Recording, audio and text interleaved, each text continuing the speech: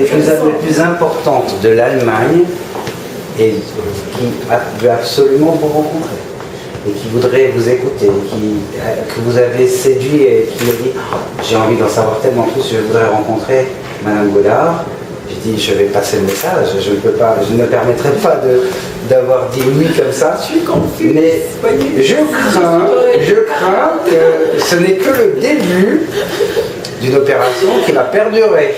Et j'aimerais beaucoup vous remercier avec un petit geste. J'espère qu'elle vous plaît. C'est une montre, nous l'avons choisie pour vous. Elle est belle. C'est une Riviera. Elle me rappelle un peu la montre que ma mère avait petite. J'aimerais également je me permets, puisque vous nous aidez, donc si vous êtes d'accord, j'aimerais beaucoup vous offrir ce bouquet. Merci beaucoup. Alors c'est peut-être pas le plus pratique maintenant, mais en tout cas, je tenais également à vous remercier pour votre soutien.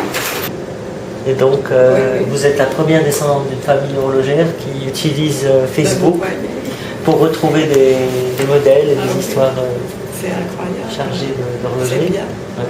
C'est incroyable.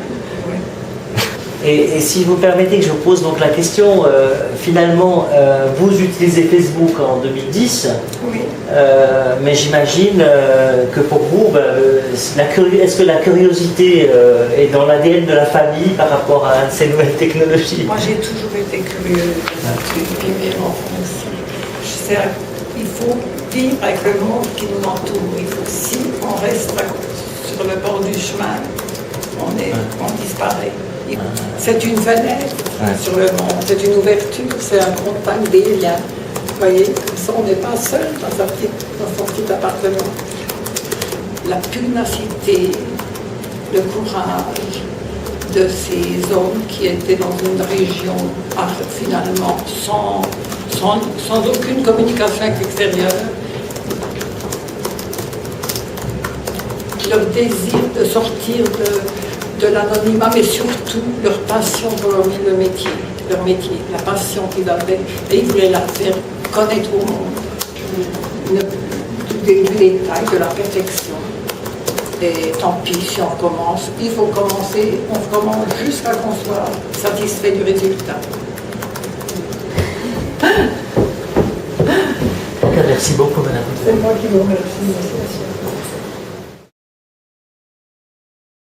Simone Godard, je ne connaissais pas, mais on avait déjà parlé comme étant une femme extraordinaire, qui malgré, enfin je ne sais pas si bien malgré, qui avec ses 82 ans, vive, alerte, curieuse, ouverte, et a priori connaissant Facebook, je me suis dit c'est étonnant.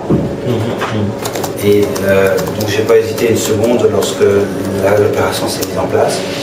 Je dis on y va, parce qu'on ne communique jamais assez sur son patrimoine. L'anecdote du Saint-Bernard, j'ai trouvé ça extraordinaire, on ne peut pas l'inventer. Et je crois que le plus important, c'est qu'elle apporte une valeur qui est superbe, que j'appelle l'authenticité. Tout le monde parle de ses amis sur Facebook et en même temps, tout d'un coup, on lui amène on s'en sert pour. Je crois que c'était une utilisation inédite, disons, d'un outil pour ce qu'il est et pour ce qu'il a été fait en fait. Moi, je le découvre cet outil. Et je pense qu'on n'a pas fini de le découvrir. C'est rien, c'est pas figé. Et c'est vrai que l'amitié, avec un grand A, parce qu'il y a ami et mi, je crois que c'est peut-être quelque chose qui a aussi à faire avec le contexte.